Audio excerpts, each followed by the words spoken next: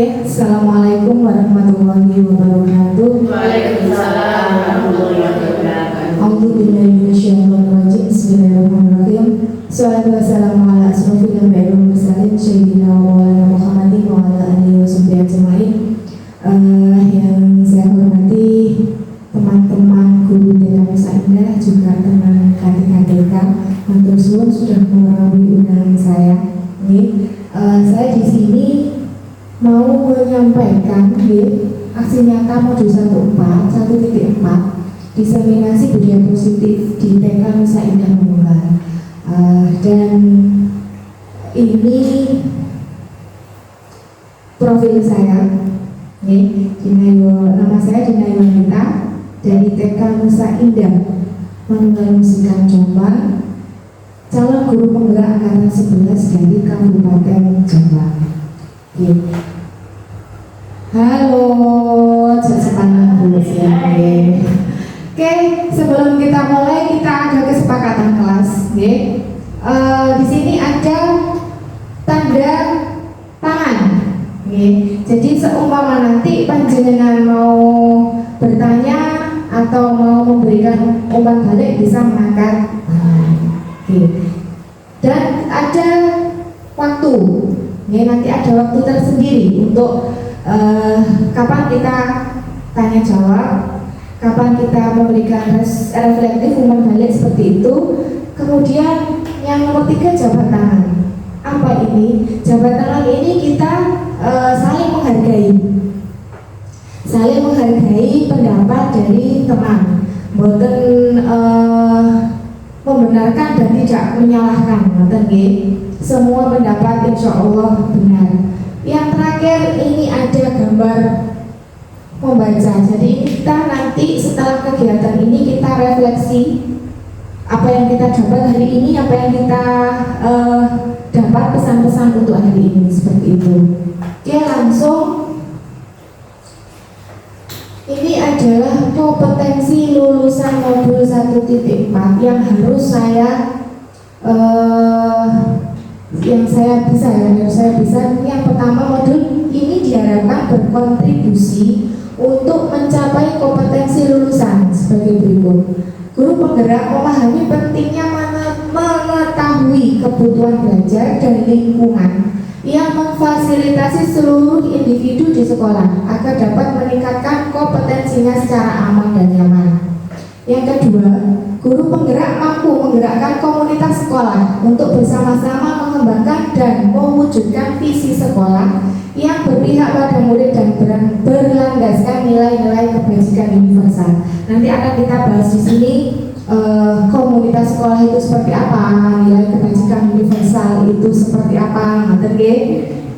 Ini kompetensi lulusan yang harus saya pahami. Yang kedua, ini capaian umum dari modul 1.4. Yang pertama, memahami konsep pendidikan menurut Ki Hajar Dewantara yang dihubungkan dengan konsep budaya dan lingkungan positif di sekolah yang berpihak pada murid. Yang kedua, melakukan evaluasi dan refleksi tentang praktik disiplin dan pendidikan Indonesia secara umum untuk mendapatkan pemahaman baru mengenai konsep disiplin positif untuk menciptakan murid dengan profil pelajar Pancasila. Jadi nanti kita melakukan evaluasi refleksi diri tentang disiplin dan menciptakan murid dengan profil pelajar Pancasila. Yang ketiga, memahami peran sebagai guru untuk membangun budaya positif dengan menerapkan konsep disiplin positif dalam berinteraksi dengan murid. Kemudian ini capaian khususnya dari modul 1.4. Nomor 1, mendemonstrasikan pemahaman calon guru penggerak mengenai konsep budaya positif yang di dalamnya terdapat konsep perubahan paradigma stimulus respon dan teori kontrol. 3, teori motivasi perilaku manusia, motivasi internal dan eksternal, keyakinan kelas, hukuman dan penghargaan. 5 kebutuhan dasar manusia, dan 5 posisi kontrol guru dan segitiga restitusi. Ini nanti ke-6-6-nya kita bahas juga di sini. Okay?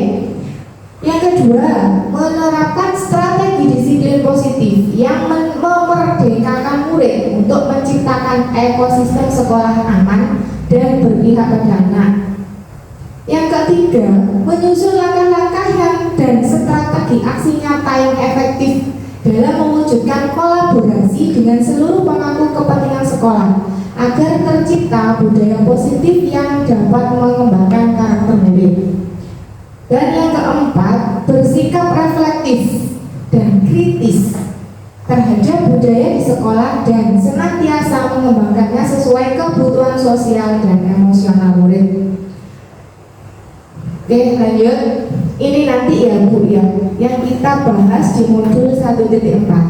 Yang pertama, disiplin positif dan nilai-nilai kebajikan universal. Yang kedua, teori motivasi, hukuman dan penghargaan serta restitusi. 3. Keyakinan kelas. 4. Kebutuhan dasar manusia dan dunia berkualitas.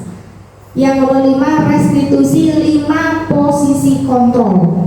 Yang terakhir, restitusi segitiga restitusi. Monggo dari ke-6 topik ini yang sudah familiar di panjenengan kira-kira nomor berapa? Nomor 1, disiplin positif dan nilai-nilai kebajikan universal.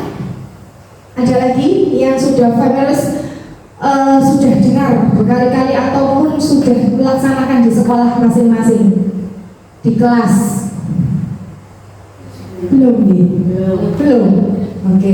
Apa? Sudah tapi nggak tahu masuk. Mungkin kita itu sudah menerapkan, benar. Kita itu sudah menerapkan, tapi kita itu masuknya di mana? Ngerti nih. Kemarin saya juga seperti itu. Oh, nih aku yo wes. Nah, oke, kita masuk ke topik yang pertama, disiplin positif dan nilai kebajikan universal. Sebelum kita mulai masuk ke materi ini, saya mau ada permainan. Nih permainan. Bayangkan Bunda, kita berpasangan nih, berpasangan berdua. Oh, kok berpasangan? Oke, kok berpasangan bersama dengan saya. Bayangkan panjenengan ini punya sesuatu yang sangat berharga di genggaman Anda, monggo digenggam. Ini sangat berharga dari jenengan. Nah, sekarang tugasnya teman di sebelahnya, jenengan minta sesuatu yang digenggam teman sebelah Anda. Sampai piye carane koncone sama niki iso buka tangane. Monggo, silakan. Piye carane? Didik-didik. Aja didik. Gak oleh. Oke. Sampai dhewe gak oleh. Oke. Boleh enggak, Bu? Apa yang jenengan punya di genggaman jenengan dijeluk koncone ku oleh tamboten? Boleh apa tidak? Tidak boleh.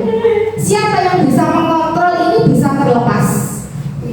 Diri sendiri. Oke, ini sudah masuk jenengan. Jadi apa yang kita lakukan itu kontrolnya diri sendiri.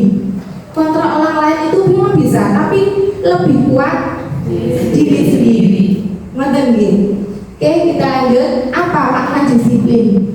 Disiplin berasal dari bahasa Latin disiplin, yang artinya belajar.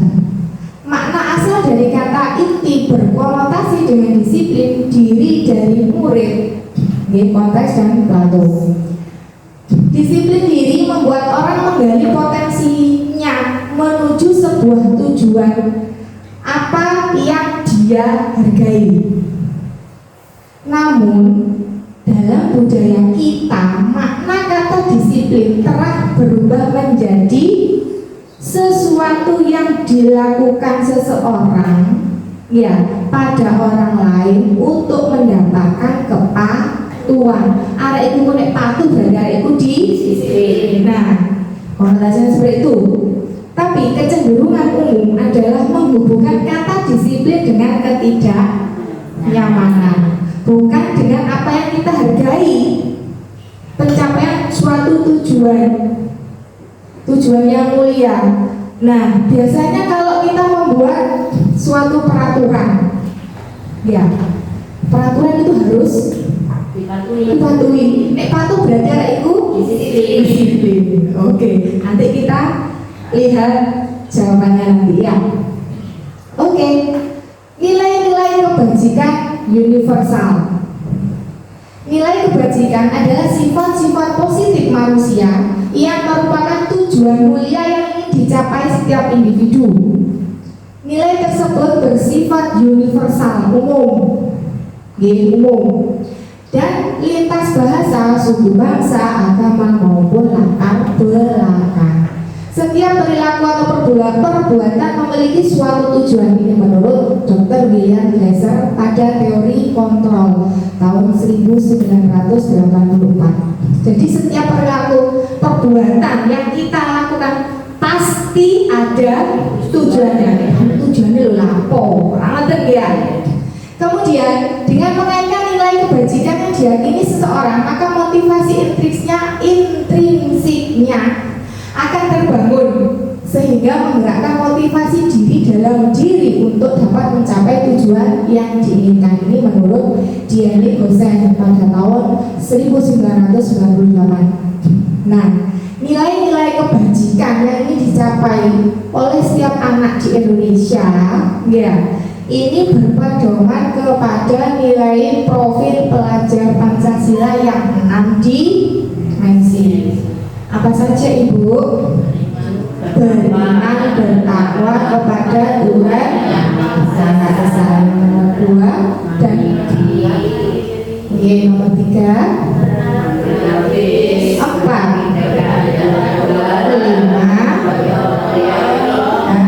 Biasanya ini kalau saya itu apalnya mbak lagu belajar Pancasila, beriman dan bertakwa pada Tuhan Yang Esa, dan berakhlak mulia, berkebinekaan global, gotong royong mandiri, kreatif dan bernalar kritis. Lagi, belajar Pancasila, beriman dan bertakwa pada Tuhan Yang Esa, dan berakhlak mulia, berkebinekaan global, gotong royong mandiri, kreatif dan bernalar kritis. Lek ngaten biasane lebih cepat apa?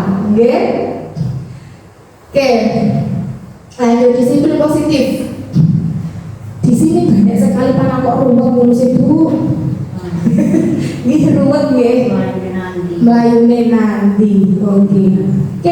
Disiplin positif. Anda tidak bisa mengontrol orang lain, hanya Anda yang bisa mengontrol diri Anda. Seperti contoh genggaman tangan tadi. Genggaman tangan tadi tidak mungkin orang lain bisa membuka. Lek boten nggih jadi masih sampean ayo bukan tak kayak duit sak miliar. Kalau dia prinsipnya dari dirinya ndak mau, ya ndak mau, kan? Ngoten nggih? Kemudian semua perilaku memiliki tujuan. Ya tadi nggih. Lek kalau tujuannya terus melakukan sesuatu. Nah, ngoten. Model berpikir menang-menang, kolaborasi dan konsensus menciptakan pilihan-pilihan baru, pengembangan komunitas berbasis aset dan kekuatan.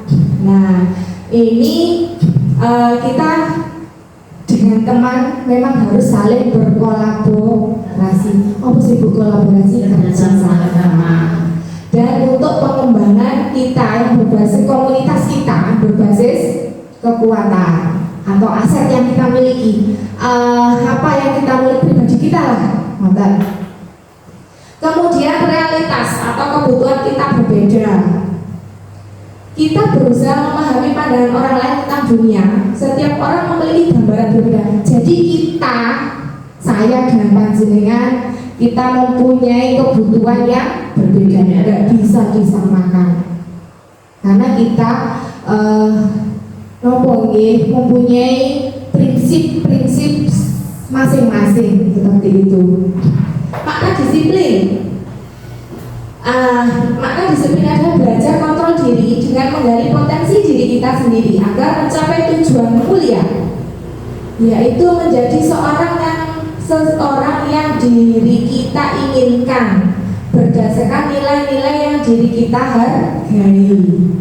Jadi kita setiap belajar menggali potensi kontrol diri selalu sesuai dengan nilai-nilai yang kita hargai di diri kita. Kemudian teori motivasi. Nggih, monggo Pinara. Teori motivasi. Teori motivasi ini ada dua, berasal dari eksternal dan juga dari internal. Eksternal itu dari luar. Dari luar. Itu ada dua, menghindari hukuman dan mendapatkan imbalan. Kalau dari diri kita itu kita menghargai diri kita sendiri, menghargai awake dhewe. Kemudian dari ini nanti turun ke nilai kebajikan universal tadi. Apa tadi? Berpedoman kepada profil pelajar Pancasila yang 6 dimensi tadi. Kemudian kalau 5 posisi kontrol, nah ini juga dijelaskan nanti. Ada penghukum, pembuat rasa bersalah, teman, sebagai pemantau, dan sebagai manajer. Insya Allah nanti saya terangkan, jelaskan. Kemudian ada 5 kebutuhan dasar manusia. Ada kebutuhan bertahan hidup, penguasaan, kasih sayang atau rasa diterima, kesenangan, kebebasan. Nah dari diisi 1, 2, 3 ini nanti kita mengerucut ke segitiga restitusi. Apa itu segitiga restitusi? Itu bagaimana cara kita menyelesaikan permasalahan anak dengan cara segitiga restitusi. Yang pertama nanti menstabilkan identitas, kemudian memvalidasi kebutuhan, yang terakhir menanyakan keyakinan. Dari sini nanti kita menuju ke keyakinan kelas. Nah, keyakinan kelas itu kita buat bukan hanya dari guru, tapi antara guru dan murid, kesepakatan guru dan murid. Beda lagi kalau peraturan. Kalau peraturan kan yang membuat guru, yang harus dipatuhi muridnya, dan belum tentu muridnya nanti. Nah, kalau kita buatnya kesepakatan kelas, paling enggak, antara guru dan siswa sudah paham, paling tidak sudah paham, sudah tahu, dan itulah yang harus dilaksanakan bersama di kelas. Oke, kita lanjut ke topik 2. Teori motivasi, hukuman, dan penghargaan restitusi. Sebelum saya buka, saya mau ini biar tidak ngantuk ya, kita ice breaking sebentar. Kalau saya bilang tepuk 1, yes. Oke, tepuk 1, yes. Tepuk 1, yes. Kalau saya bilang tepuk 2, oke. Tepuk 2, oke. Tepuk 2, oke. Oke. Tepuk 3, apa Bu jawabnya? tepuk tiga. Semangat. Oke, tiga saja. Oke, kita lanjut ke modul 1.4 topik 2. Nah, setuju atau tidak setuju? Oke, nomor 1. Hukuman di sekolah dapat mendisiplinkan anak. Setuju atau tidak setuju? Setuju. Setuju? Tidak setuju? Oke, nanti kita cari jawabannya. Oke.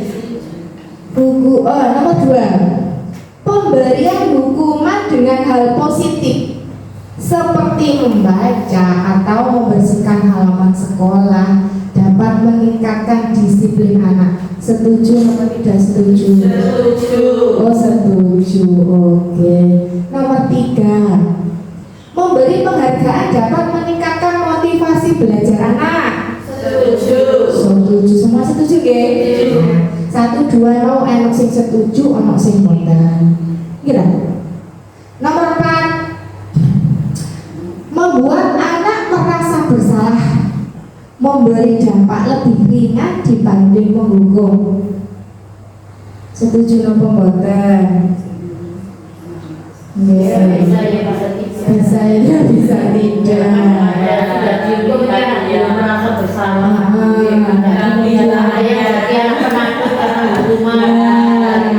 Berarti ini ngambang ngoten nggih.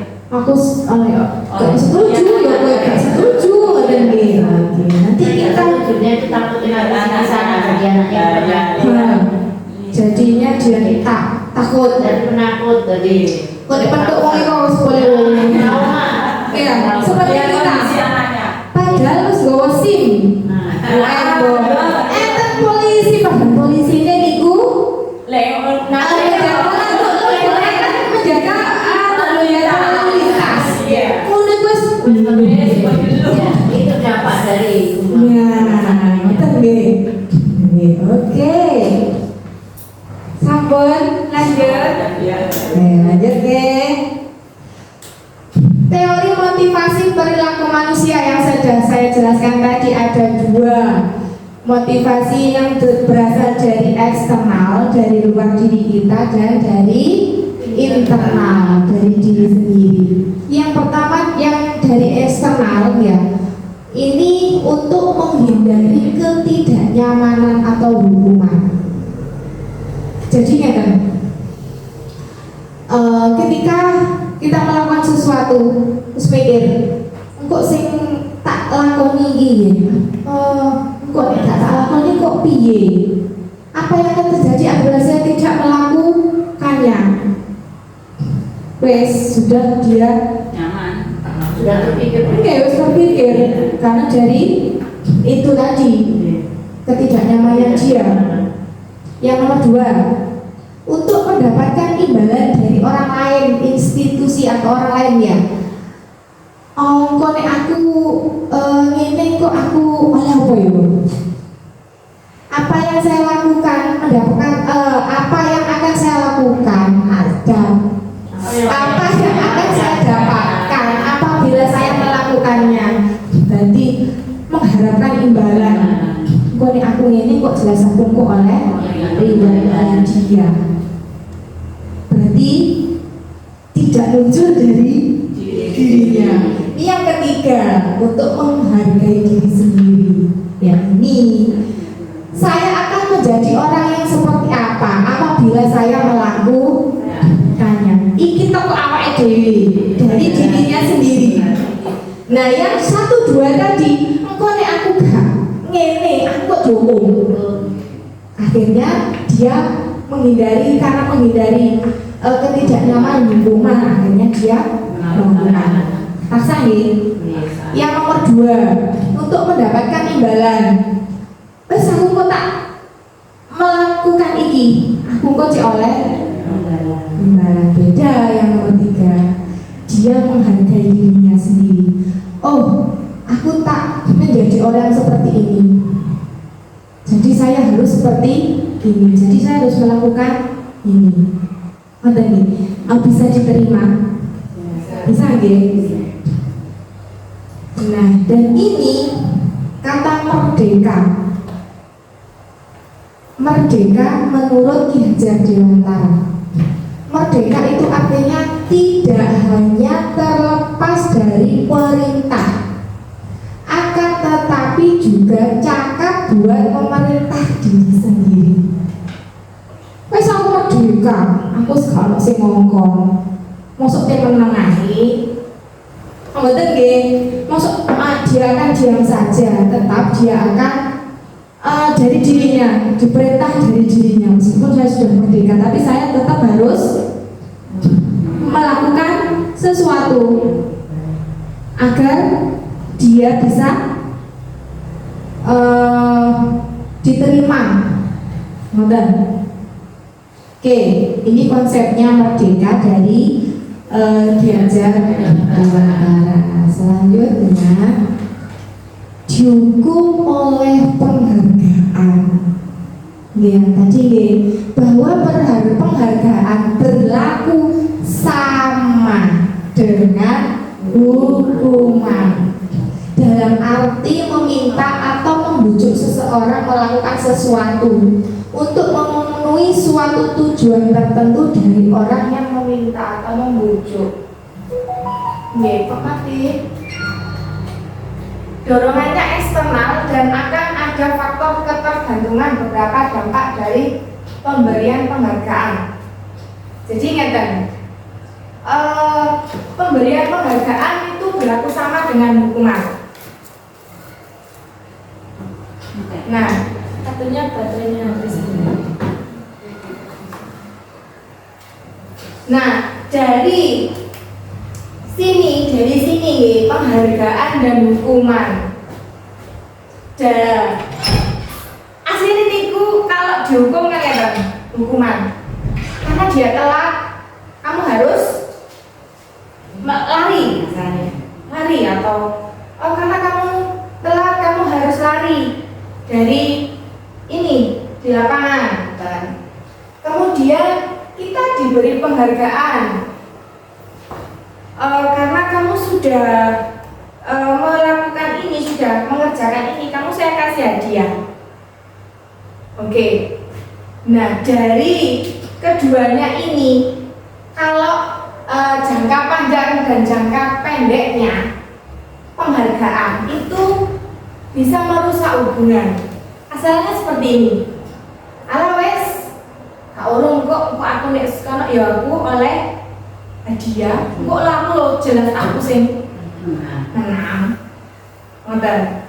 Kemudian penghargaan kurang lebih itu sama dengan menghukum. Penghargaan itu menurunkan kualitas. Ngoten. Oh aku iki lho wis oleh hadiah. Kenapa aku ngoyo cara bahasa Jawa ini ngoten. Nggih. Jadi dia egonya diri wis lapo aku kok ngoyo-ngoyo ngoten. Kemudian penghargaan mengurangi ketepatan. Penghargaan ini mematikan kreativitas.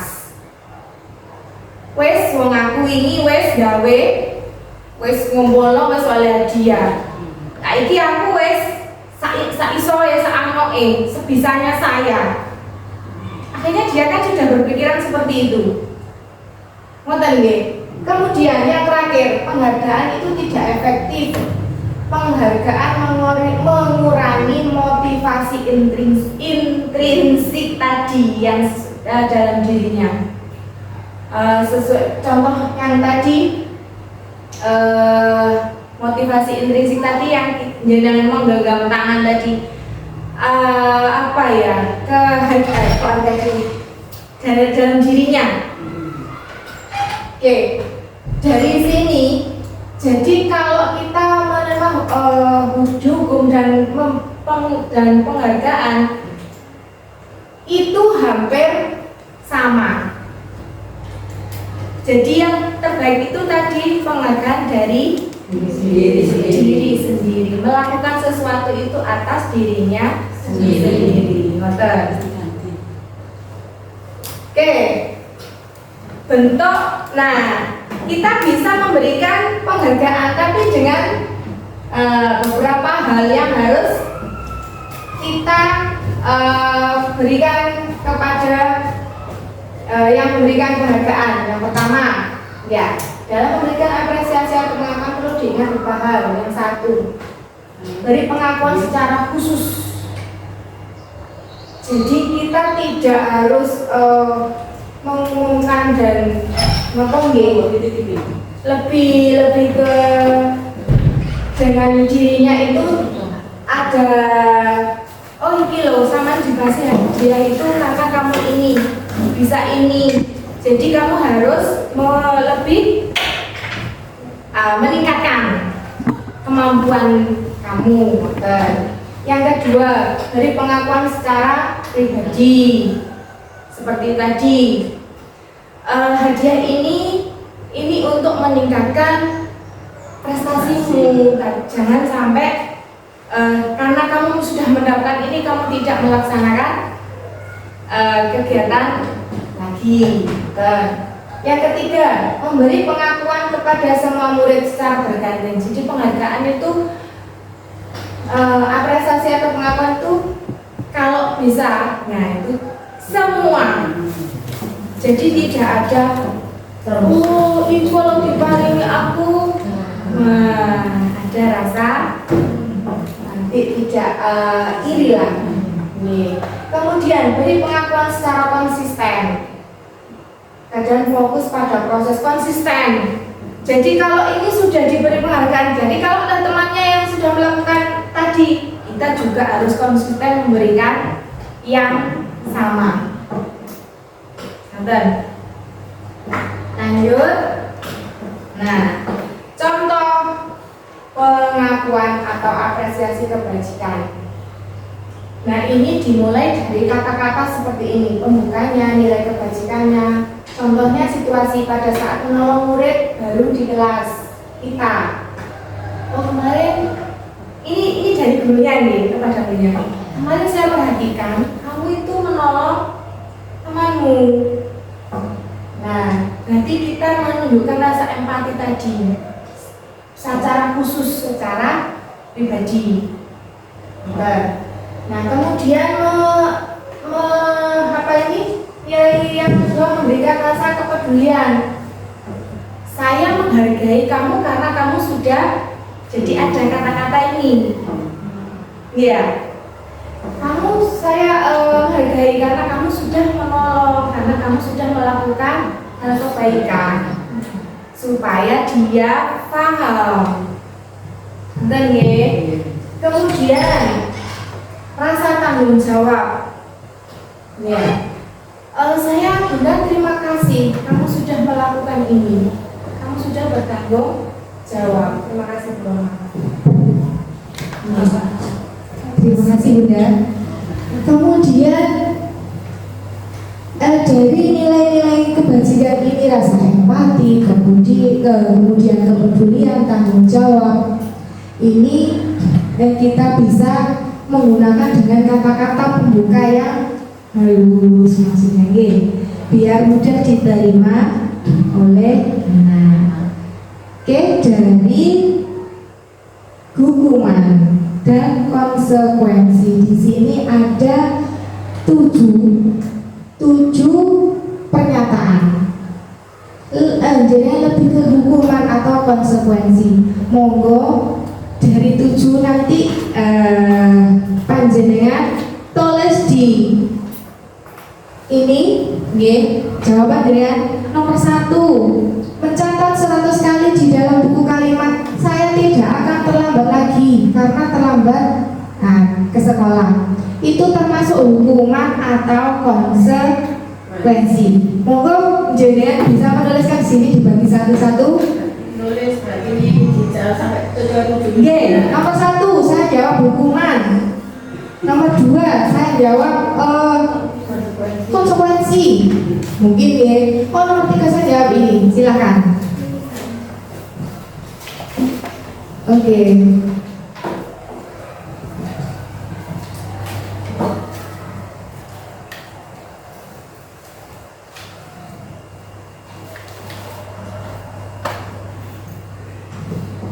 Nomor 1 ini mencatat 100 kali di dalam buku kalimat saya tidak akan terlambat lagi karena dia itu terlambat ke sekolah. Yang nomor 2, lari mengelilingi lapangan basket 2 kali karena terlambat hadir di sekolah. Kemudian nomor 3, murid diminta untuk push up 15 kali karena tidak menggunakan masker ke sekolah. Yang keempat, menggantikan kertas tugas teman yang telah dicoret-coret. Ini termasuk hukuman atau konsekuensi. Yang kelima, membersihkan tumpahan air di meja tulis karena tersenggol pada saat belajar. Yang keenam, meminta murid tidak mengenakan sepatu seharian di sekolah karena tidak mengenakan sepatu hitam. Yang ketujuh, lari mengelilingi lapangan basket 2 kali karena terlambat 10 menit untuk pelajaran PJOK. Oke, tidak usah dikumpulkan Ibu dengan pegang mawon. Kita lihat jawabannya jenengan nanti sama enggak? Oke, sudah selesai. Monggo kalian diunjuk, kalian kita tidak terlalu ini ya Bu ya. Boleh sambil minum atau makan lalu.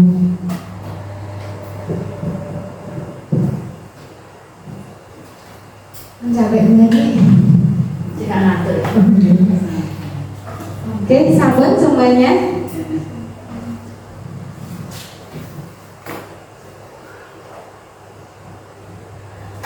Oke, kita buka jawabannya ya Bu ya. Cedeng. Oke. Mencatat 100 kali di dalam buku kalimat saya tidak akan terlambat lagi karena terlambat ke sekolah. Itu termasuk hukuman. Karena hukuman itu kita fisik, kita melakukan itu dengan fisik, kekerasan fisik, bukan kekerasan sih, kita melakukannya itu karena dengan berhubungan dengan fisik ya, berhubungan dengan fisik.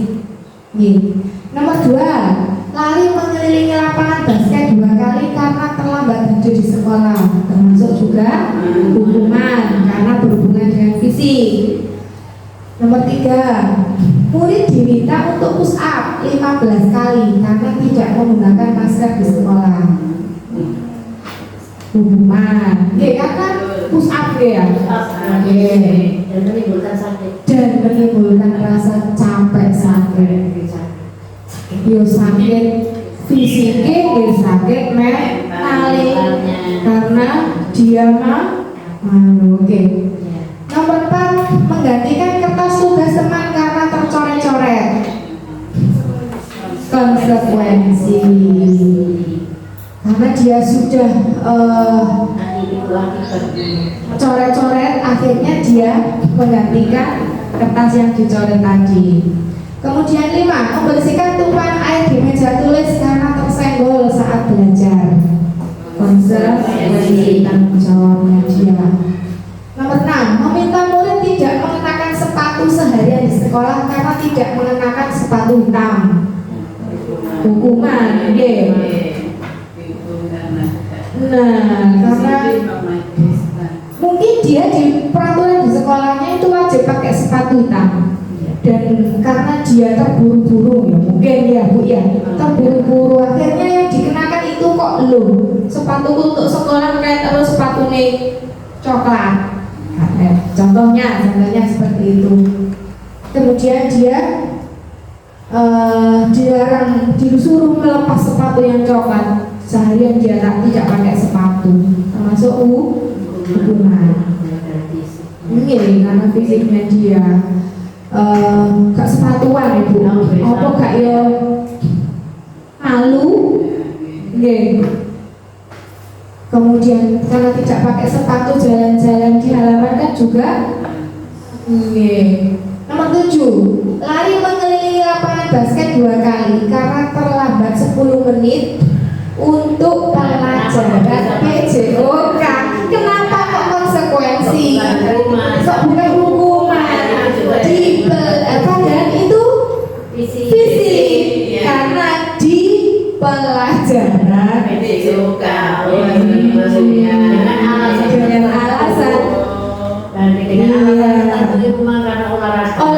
ada dalam tanda kutip kalau dia mempunyai riwayat sendiri.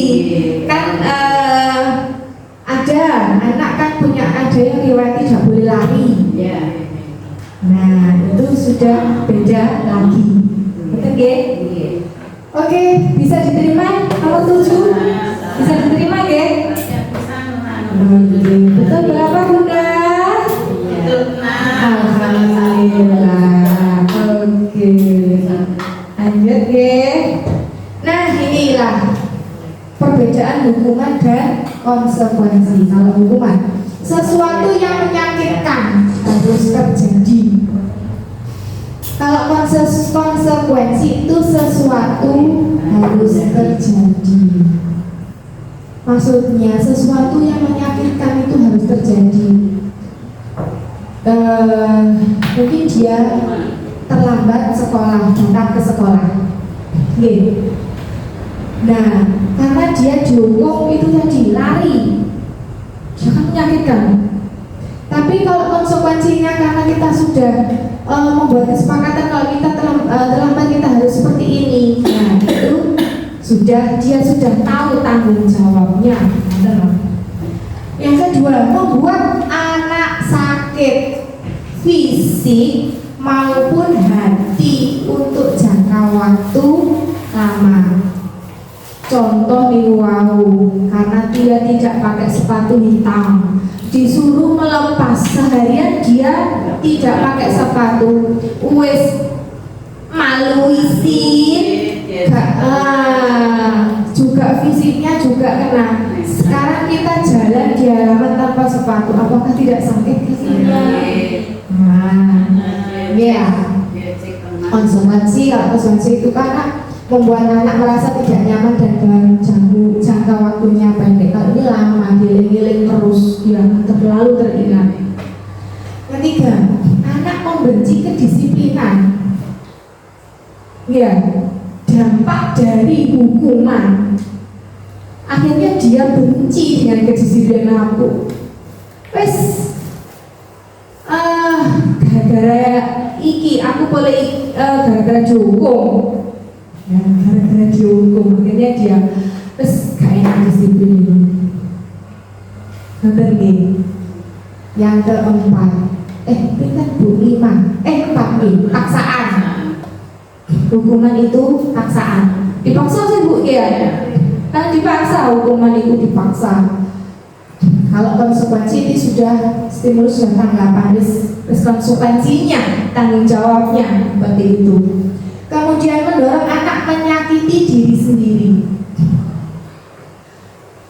Contohnya, mendorong anak menyakiti diri sendiri karena dihukum. Tadi hari lah masa hari di lapangan, dia kan sudah malu. Wes sebenarnya aku timbangannya aku dihukum, pala aku nggak sekolah. Akhirnya dia menyakiti diri sendiri. Kemudian konsep diri yang buruk, ini kebalikannya ada hukuman dan konsekuensi. Dia mencap dirinya, oh anjing aku segini yang boleh dihukum itu anjing aku. Dia sudah mencap dirinya itu buruk. Kemudian yang selanjutnya, anak belajar untuk menyembunyikan kesalahan. Dia itu dihukum, akhirnya dia sudah membuat kesalahan karena dia takut dihukum, dia tidak berani jujur.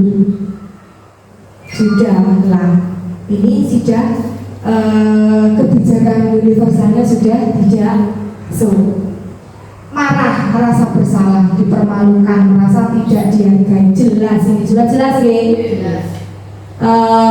Malu, iya, ya. Tak merasa dihargai, iya. Terus merasa bersalah dirinya itu tidak percaya diri, malah dengan dirinya sendiri dia tidak mengonsep dirinya itu buruk. Maka dari sini sudah pas Atau monggo? Pas? Oke, kita lanjut. Apa itu restitusi? Restitusi adalah proses menciptakan kondisi bagi murid untuk memperbaiki kesalahan mereka sehingga mereka bisa kembali pada kelompok mereka dengan karakter yang lebih kuat.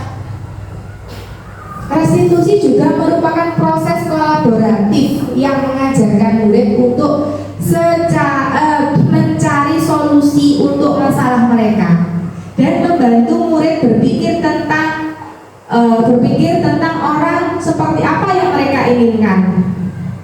Ya, tujuan mulianya dan bagaimana mereka harus memperlakukan orang lain. Ini menurut Gosens tahun 2004. Jadi restitusi niku kita menyelesaikan masalah dengan ini menanyakan dengan murid. Contohnya si A datang sekolah terlambat. Jadi kita tanyakan kenapa dia terlambat. Terus kalau seperti itu apa yang harus kamu lakukan? Tidak serta-merta karena kamu terlambat kamu harus lari. Nah itu yang tidak boleh. Kita harus tahu alasannya dia apa dulu. Kemudian dia kalau sudah ditanya itu kan akhirnya dia, oh ya Bu saya salah, saya terlambat karena saya tadi malam mungkin tidurnya terlalu malam atau saya tadi bangunnya kesiangan. Jadi yang kita tahu alasannya, tidak serta-merta harus dihukum. Oke, 9 ciri restitusi. Yang pertama, belajar dari kesalahan, bukan menebus kesalahan. Jadi yang tadi kita berikan pertanyaan jadi anak itu nanti belajar dari kesalahan. Kalau langsung diberi hukuman kan dia nebus kesalahan itu dengan dihukum. Sudah tidak restitusi lagi. Yang nomor 2, memperbaiki hubungan. Yang ketiga, menawarkan bukan memaksa. Contohnya lagi Yang keempat, restitusi diri adalah cara terbaik. Yang kelima, menuntut untuk melihat ke dalam diri. 6. Mencari kebutuhan dasar yang mendasari tindakan. Nomor 7, berfokus pada karakter bukan tindakan. Nomor 8, berfokus pada solusi. Dan 9, mengembalikan murid yang berbuat salah pada kelompoknya. Ini nanti dari 9 ciri restitusi nanti kita lihat. Saya kemarin juga sudah membuat demonstrasi kepada murid saya. Penerapannya disiplin positif. Betul ya? Nomor 3 ini modul 4, 3 keyakinan kelas. Tepuk semangat. Semangat. Semangat sudah. Oke. Mengapa tidak peraturan kelas saja? Mengapa harus keyakinan kelas? Mengapa kita memiliki peraturan harus menggunakan helm bila mengendarai kendaraan roda 2? Itu peraturan dia. Mengapa kita memiliki peraturan 3M, menggunakan masker, mencuci tangan, dan menjaga jarak 1,5 meter? Mengapa kita memiliki peraturan harus datang tepat waktu pada saat mengikuti pelatihan? Ini semuanya peraturan. Ya, peraturan yang harus ditaati. Mengapa tidak peraturan saja? Mengapa harus keyakinan kelas? Nanti kita bahas ya, kenapa keyakinan kelas? Karena untuk mendukung motivasi intrinsik, kembali ke nilai keyakinan lebih menggerakkan seseorang dibandingkan mengikuti serangkaian peraturan. Seperti tadi, ya. Kalau kita membuat keyakinan kelas, keyakinan kan dibuat bersama-sama, otomatis kita bersama-sama melaksanakan. Kalau peraturan salah satu yang membuat, jadi yang satu bisa jadi terpaksa. Dan ini dari ketiga pertanyaan ini, nah ini nanti kita konsepkan ke nilai kebajikan. Jadi kenapa harus menggunakan helm bila mengendarai kendaraan roda 2? Nah, nilai kebajikannya nanti apa? Keamanan, keselamatan, seperti itu. Mengapa memiliki peraturan 3M, menggunakan masker, mencuci tangan, dan menjaga jarak 5 meter? Karena nilai kebajikannya apa? Kesehatan, kebersihan. Yang ketiga, memiliki peraturan harus datang tepat waktu pada saat mengikuti pelatihan. Kedisiplinan. Nah, ini perbedaannya peraturan dan keyakinan. Kalau peraturan dilarang mencoret-coret meja dan bangku satu pihak. Nah, kalau keyakinan menjaga kebersihan meja dan bangku. Jadi kata-katanya itu lebih luas. Apa nggih? Dilarang berkelahi. Kayak ini kan kasar, lebih halus, saling menghormati sesama. Dan kita besok belajar ya Bu yang membuat ini ya. Nggih.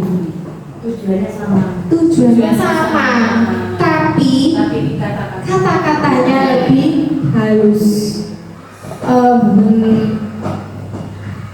Lebih mengajak lah, lebih mengajak. Oke.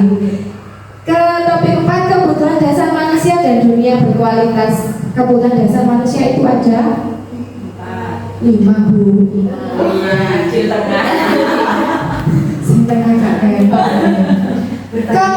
Kebutuhan dasar manusia yang pertama itu bertahan hidup. Iya.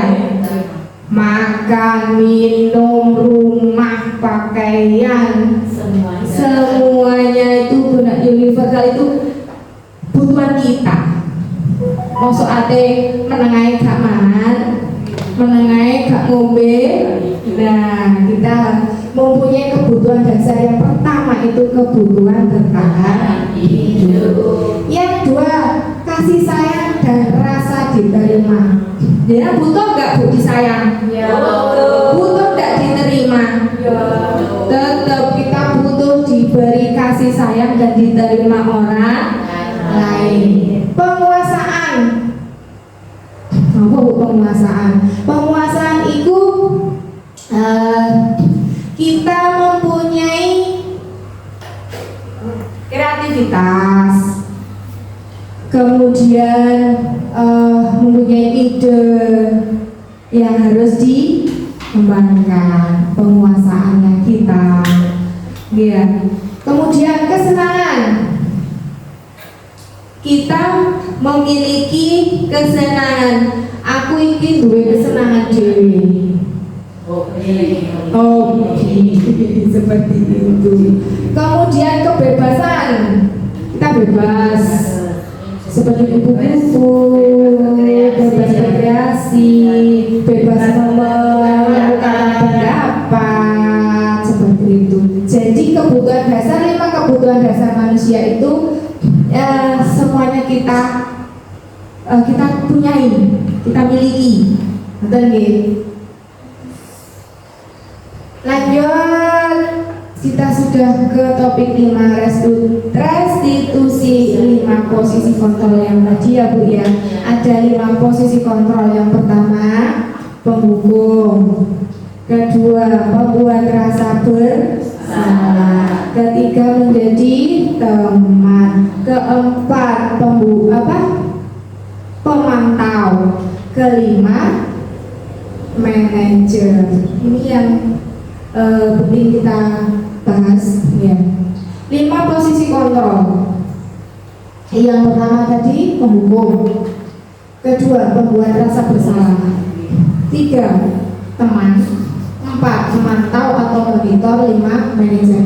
Nah, posisi kontrol sebagai penghukum. Jadi kalau ada anak yang ini contohnya anak yang terlambat nggak mawon nih, luwih gampang gitu. kita memposisikan sebagai penghukum, berarti kalau ada anak terlambat langsunglah dihukum. Karena kamu terlambat, kamu harus lari, kamu harus push up. Itu posisi kita sebagai penghukum. Yang kedua, posisi kontrol pembuat rasa bersalah. Contohnya ya kan, dia sudah salah, datang terlambat. Kamu nggak kasihan sama Bu Guru, kamu kok terlambat terus? Nanti Bu Guru itu loh dipanggil sama kepala sekolah karena kamu kelasnya Bu Guru itu selalu terlambat. Akhirnya dia kan merasa bersalah. Ya gara-gara aku terlambat oleh Bu Guru, wali kelasku dipanggil kepala sekolah. Itu namanya kontrol membuat rasa bersalah. Yang ketiga, posisi kontrol teman. Kita muridnya tokoh datang terlambat, ya. Posisi teman itu kita sudah ngobrol kayak konco dengan nada mungkin dengan tertawa, kok terlambat sih? Tapi kita itu tidak ngomong kan, tapi kita sebagai kayak konco lah masalahnya kan teman. Tapi nanti ke belakangnya dia akan rasa hormatnya kepada guru itu sudah ke depannya. Kemudian posisi kontrol pemantau. Ada anak yang terlambat, sudah kita tanya, kenapa kamu terlambat? Apa alasanmu? Yaudah, monggo silakan masuk. Sudah itu aja. Kamu besok tidak mengulangi belajar. Pemantau. Nah, beda lagi kalau kita posisikan sebagai manajer. Seperti ini. Dia seperti sudah pemantau, ditanya, kenapa kamu terlambat? Alasanmu apa? Kemudian ditambah lagi, kalau sudah seperti itu, apa yang harus kamu lakukan? Dia sendiri yang akan menemukan jawabannya. Aku kok kudu melakukan ini supaya saya tidak terlambat tadi, seperti ini tadi. Jadi kita sebagai guru, kita harus pilih yang mana, Bu? Nomor 1, 2, 3, 4, 5. Teman. Anak itu dia ngomongin aja, tapi akhirnya kebanyakan dia kan tidak tapi kedepannya dia sudah kok gampang kok itu gampang kok itu teman yang positif, maksudnya kita ngajak ngomong yang enak, kenapa terlambat, jadi masuk omongan yang positif gitu. Kalau hukum kan dampaknya anak itu akan sakit. Kalau pembuat rasa bersalah juga akan ada yang kalau pemantau kan kita tidak cuma mengawasi aja, kita tidak memberi kalimat yang menunjukkan pada si anak, tapi manajer juga seperti itu. Jadi teman-teman kita bisa merangkul anak ini nanti. Bantuan jawabannya nanti ya.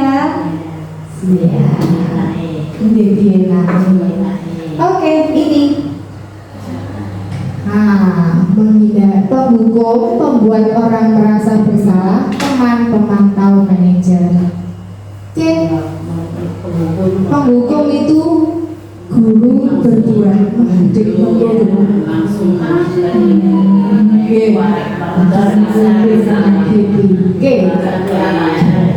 Kalau membuat rasa bersalah, ceramah kisih.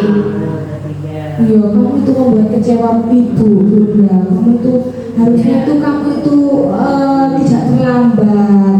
Ini kan anak merasa bersalah. Teman membuat alasan-alasan untuk muridnya. Ini aku sejauh mana tarik, ayo angkatan Pemantau menghitung dan mengukur. Kok nek sampean kok nek gak iki bisa udah terlambat. Nah, konek sampai terlambat lagi besok ini. Oke, manajer mengajukan pertanyaan-pertanyaan. Kemudian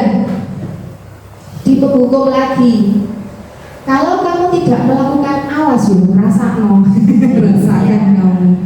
Yo, kemudian hasilnya akhirnya dia memberontak menyalahkan orang lain ataupun dia tidak jujur tadi, berbohong untuk menghindari hukuman. Kemudian kaitannya dengan dunia berkualitas itu, murid meletakkan guru di luar dunia berkualitas. Tak senang ambil guru itu,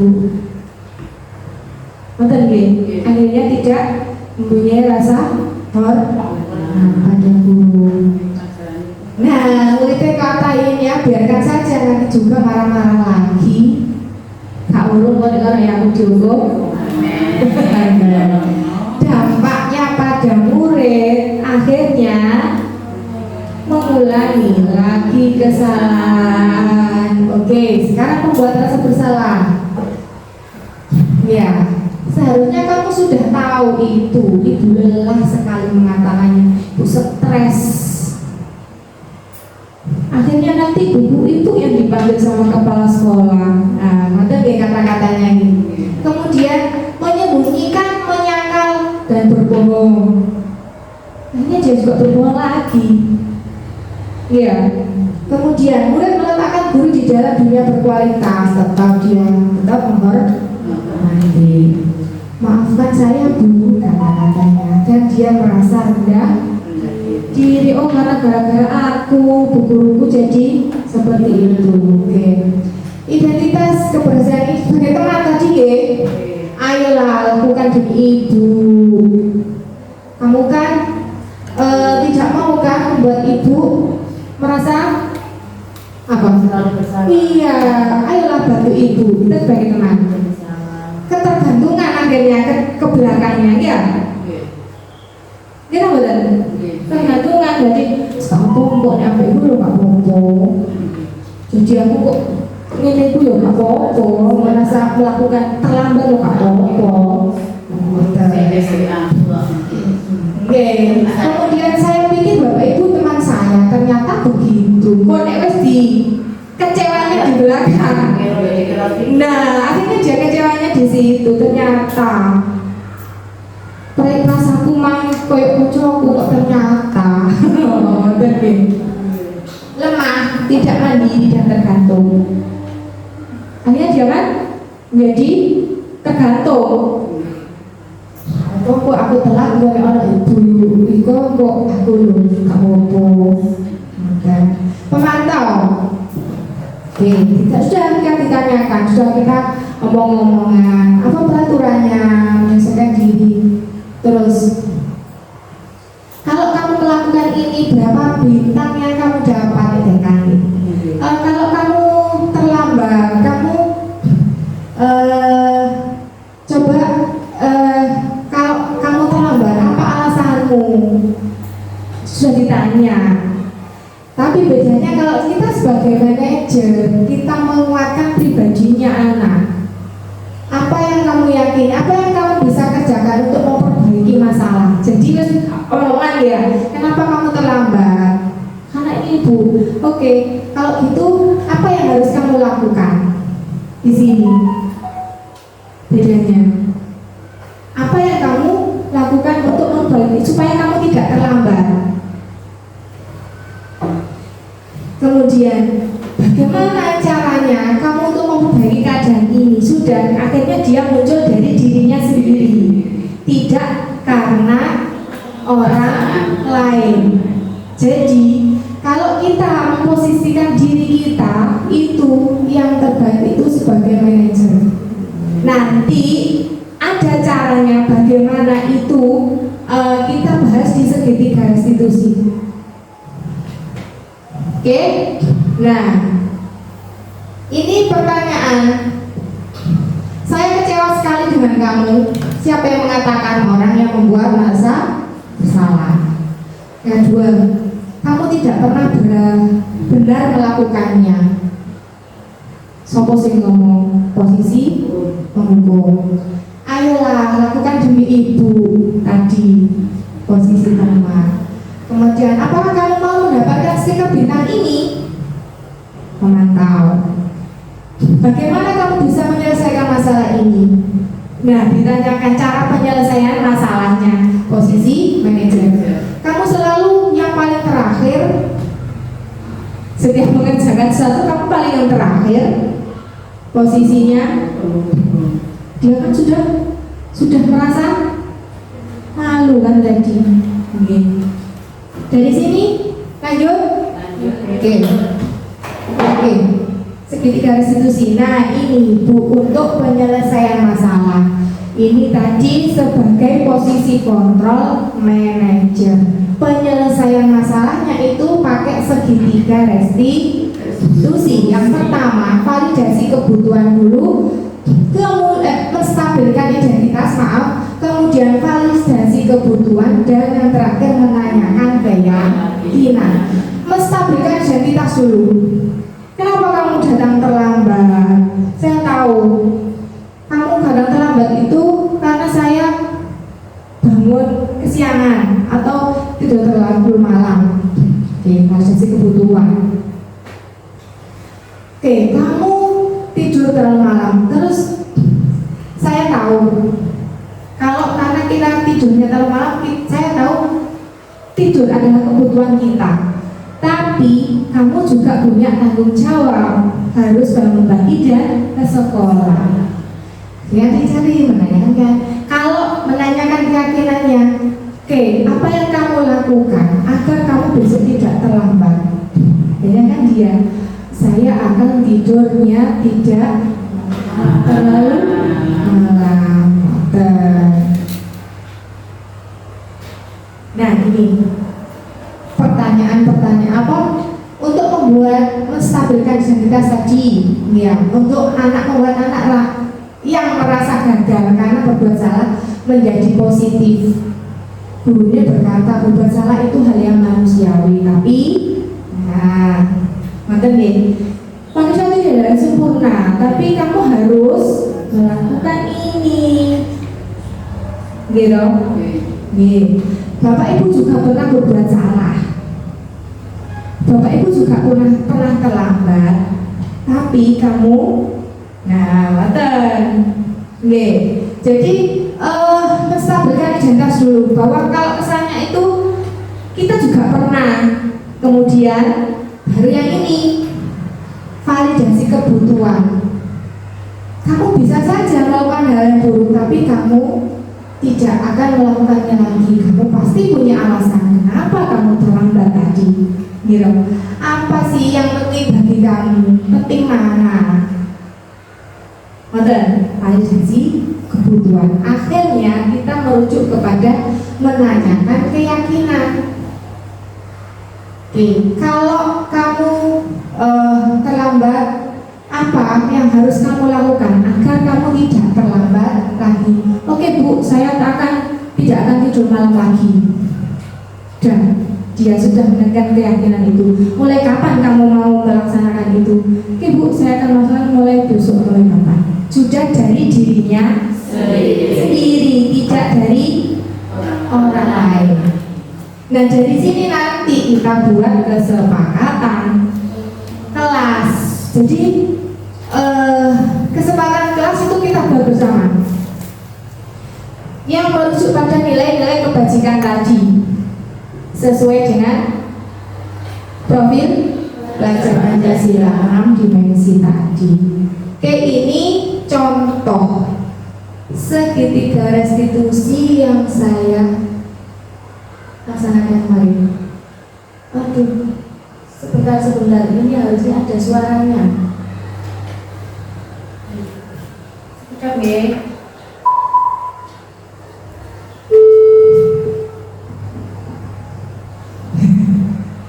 Sekedar biar ada suaranya.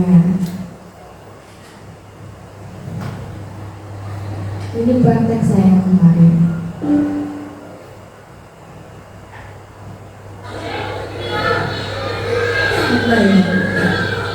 Keren ya?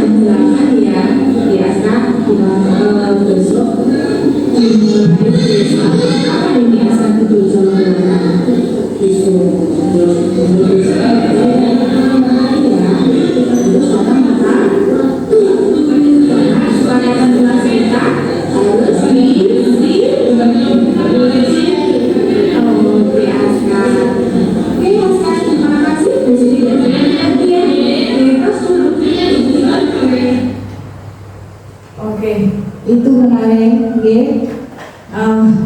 penerapan segitiga restitusi yang sudah saya laksanakan. Mungkin panjenengan besok juga bisa, kalau ada anak yang membuat kesalahan, kita tidak serta-merta menghukumnya, tidak serta-merta kamu ini salah, tapi kita tidak memberikan solusi. Jadi kita juga harus memberikan solusi. Oke. Ini intervensi diri. Apakah kamu ingin berbuat lebih baik? Ya. Apakah saat ini kamu sudah menjadi orang yang kamu inginkan? Iya atau belum?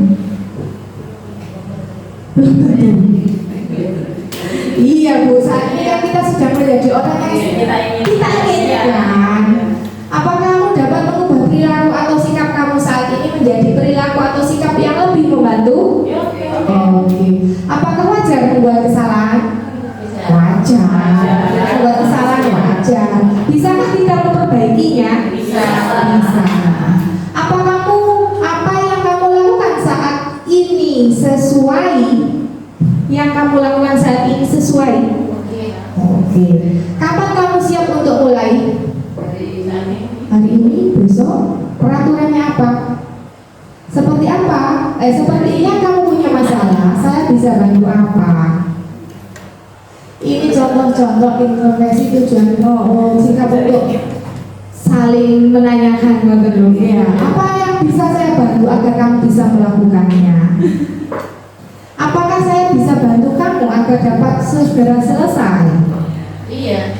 Apakah tugas kamu saat ini? Bagaimana kamu ingin memperlakukan pada kegiatan ini? Bisakah kamu melakukannya? Bisa. Apa yang kamu inginkan? Peraturan apa? Kita buat kesepakatan bersama. Oke, refleksi. Hal baru apa yang mengubah paradigma saya dan yang saya dapatkan hari ini? Monggo, ada yang mau? Yang mau merefleksikan nomor 1? Monggo. Hal baru apa yang mengubah paradigma saya atau yang saya dapatkan hari ini? Apa hal baru yang dengan dapatkan selama proses ini tadi apa? Cara menyelesaikan masalah pada anak tentang hubungan. Pakai ini Bu Gusti, pakai ini. Oke, monggo. Tidak ada salah dan benar. Ini merefleksi untuk diri saya, diri kita. Apa kemarin bisa? Monggo. Dari semua ilmu yang saya dapat pada hari ini, nanti kita bisa membuat kesepakatan kelas. Misalnya kita bisa menerapkan antara disiplin, ya disiplin dari banyak disiplin tadi dengan membuat kesepakatan kelas, tidak menghukum anak secara langsung. Kita bisa menjadi manajer, kita bisa menjadi pemantau, bisa menjadi teman juga. Jadi banyak ilmu yang kita dapat daripada paradigma ini tadi. Perasaan apa yang muncul selama ini kita bisa menerapkan disiplin pada anak-anak dengan ilmu yang kita dapat hari ini. Terima kasih refleksinya hari ini. Mudah-mudahan apa yang telah saya sampaikan ini bisa bermanfaat dan bisa menjadi motivasi dan bisa diterapkan di lembaga masing-masing. Untuk ini sudah sudah selesai. Terima kasih sudah mengikuti saya. Mudah-mudahan semuanya diberikan kesehatan dalam memilih putra-putri anak bangsa menjadi generasi penerus bangsa yang berprofil belajar Pancasila. Sekian, wassalamualaikum warahmatullahi wabarakatuh. Waalaikumsalam warahmatullahi wabarakatuh.